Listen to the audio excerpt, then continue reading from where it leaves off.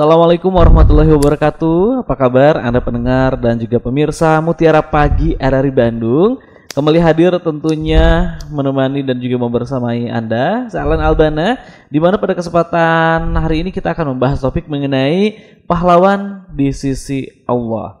Seperti apa dan apa yang harus kita lakukan dan apa yang harus kita perjuangkan, pendengar. Terkait hal itu kita akan membahasnya bersama penyuluh agama Islam Kota Bandung. Telah hadir di studio kami Bapak Ustadz Dr. Andes Haji Tatang Heryana MAG. Assalamualaikum warahmatullahi wabarakatuh Pak Ustadz. Assalamualaikum warahmatullahi wabarakatuh.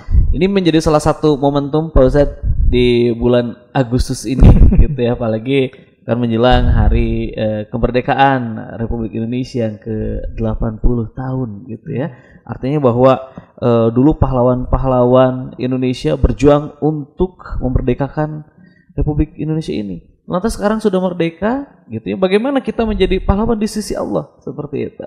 Terkait hal itu mangga Pak Ustaz. Bismillahirrahmanirrahim.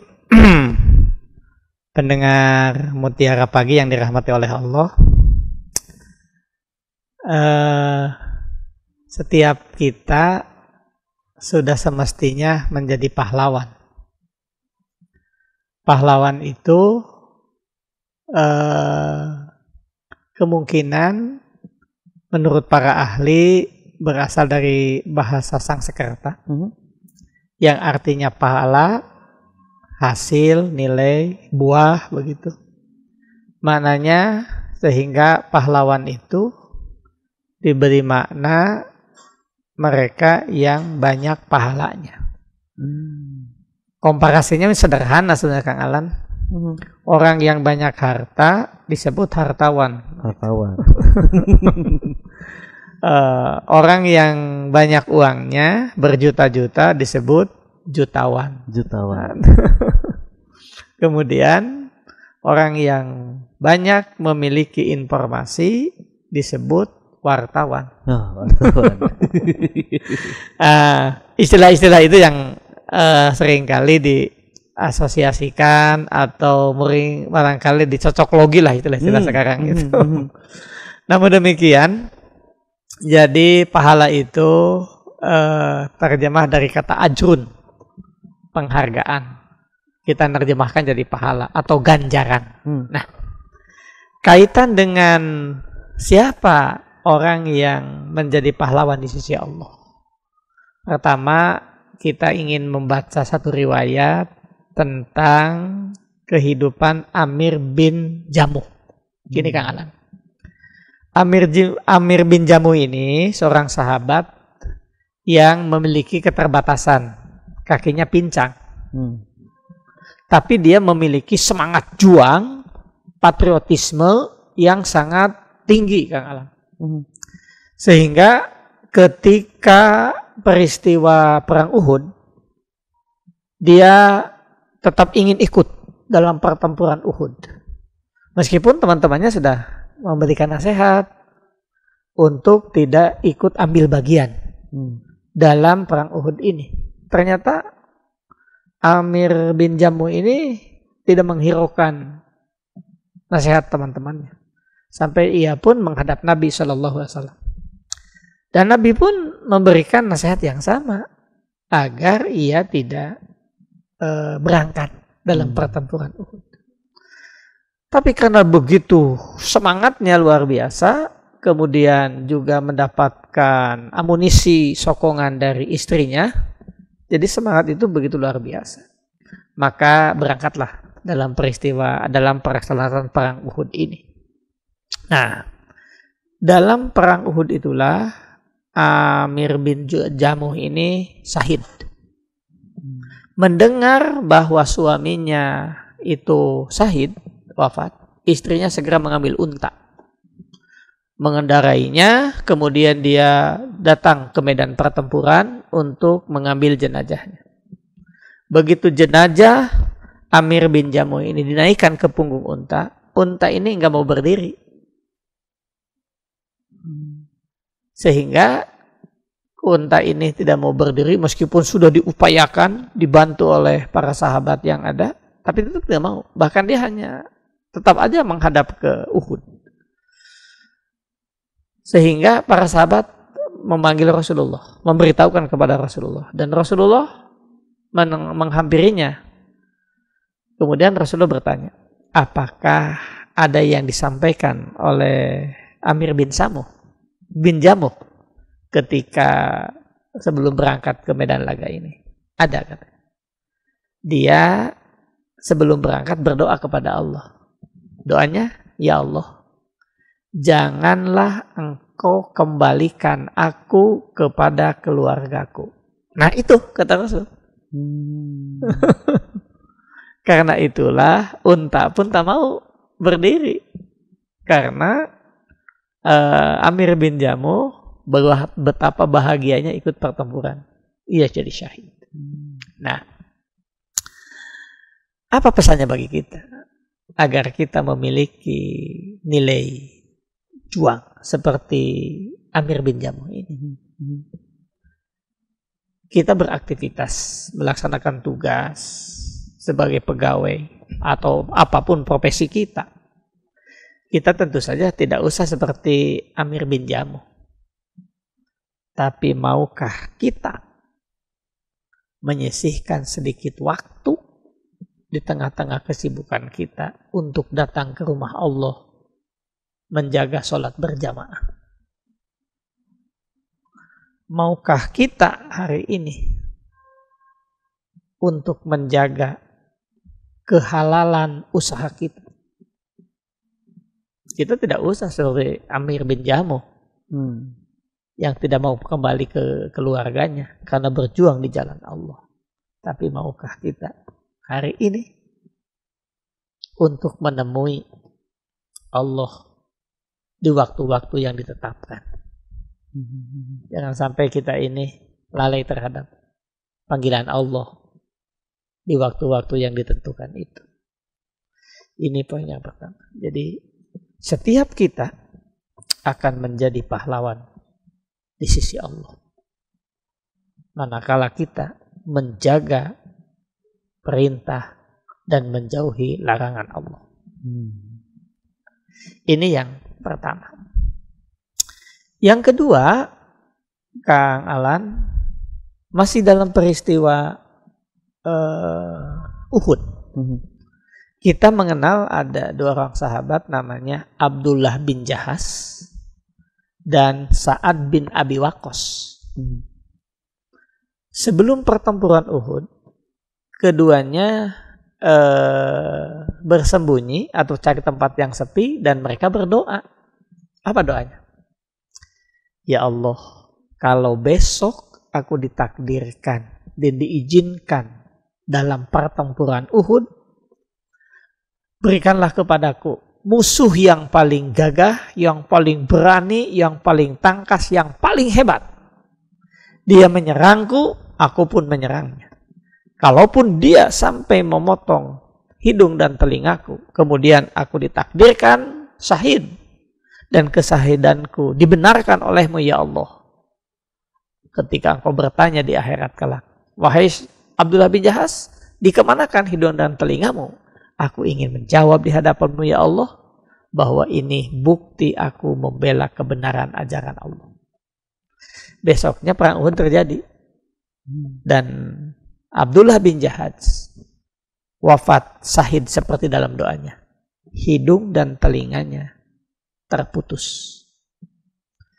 Ini pun, kisah ini sudah berlalu ratusan tahun yang lalu. Tapi pesan moralnya berlaku sampai hari kiamat kelak. Hari ini, Kang Alan, kita tidak usah kehilangan hidung dan telinga kita. Tapi maukah kita kehilangan untung jutaan rupiah kalau keuntungan itu didapat dengan jalan haram? Hari ini, Kang Alan, kita tidak usah kehilangan hidung dan telinga kita. Tapi maukah kita kehilangan jabatan dan kedudukan kita kalau jabatan dan kedudukan kita itu mendatangkan madarat bagi orang banyak? Maka boleh jadi kita adalah pahlawan di sisi Allah.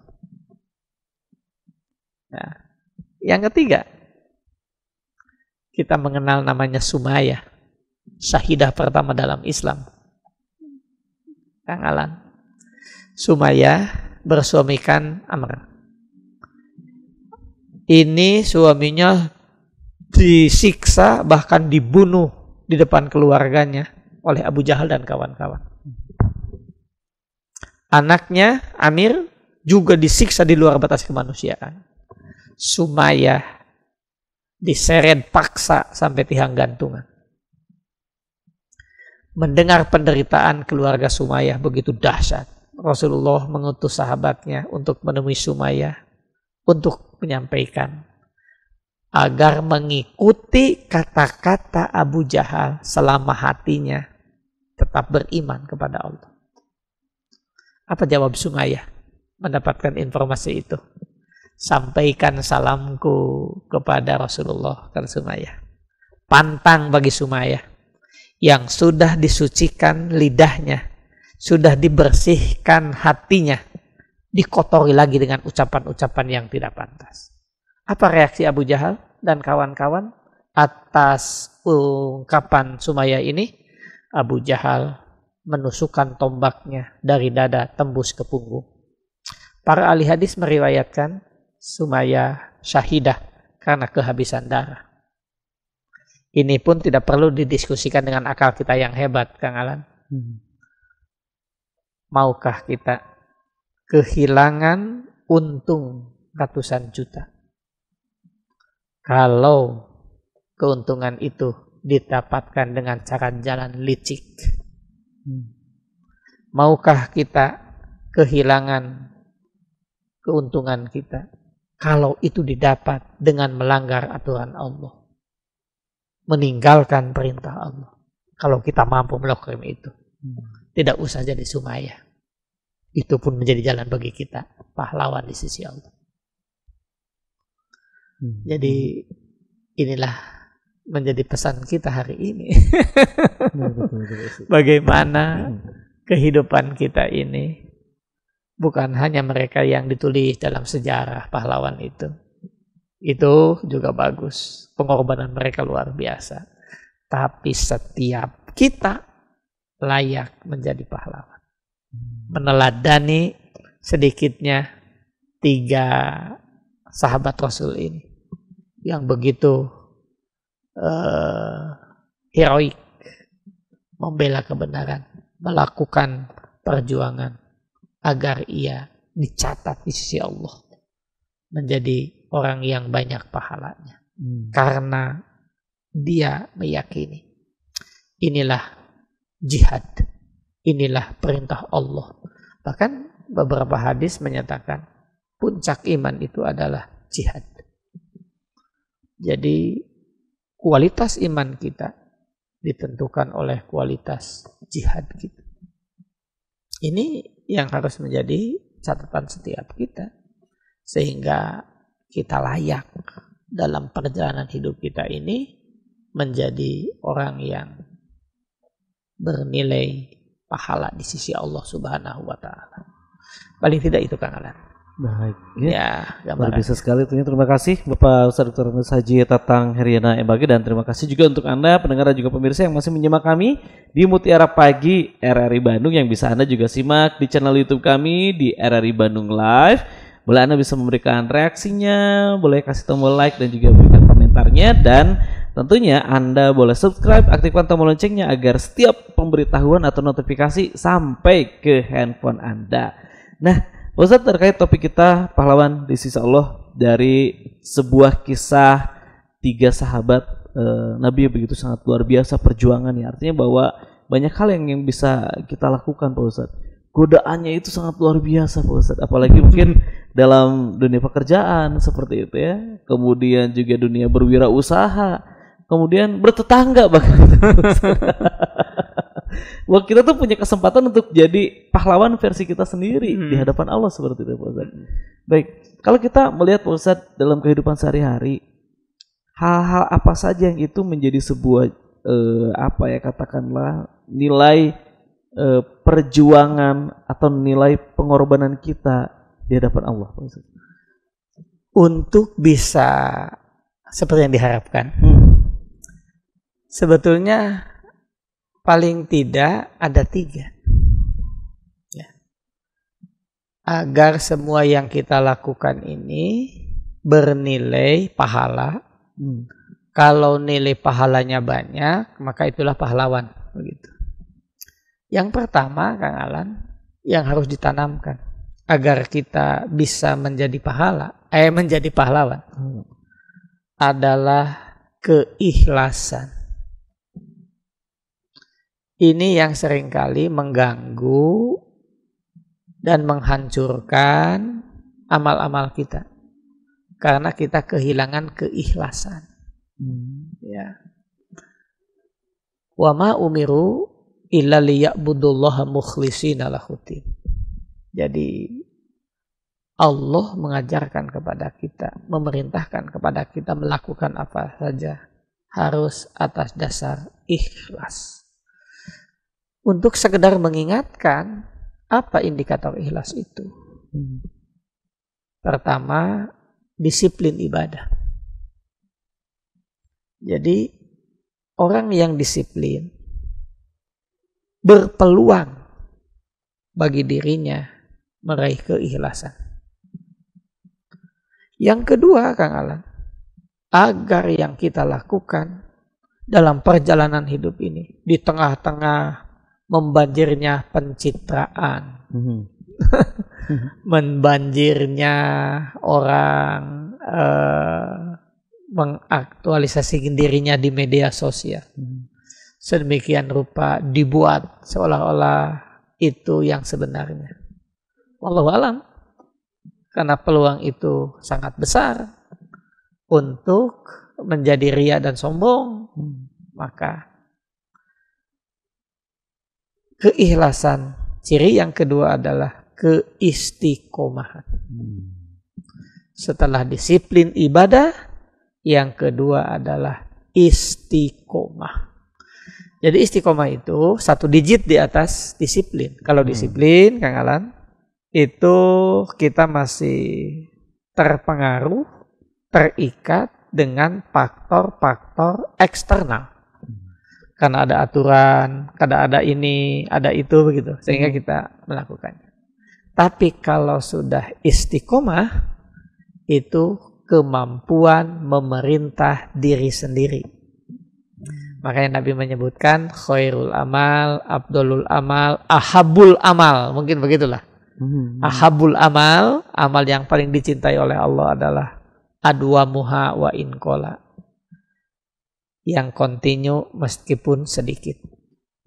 Nah, jadi keikhlasan itu indikator keduanya adalah istiqomah.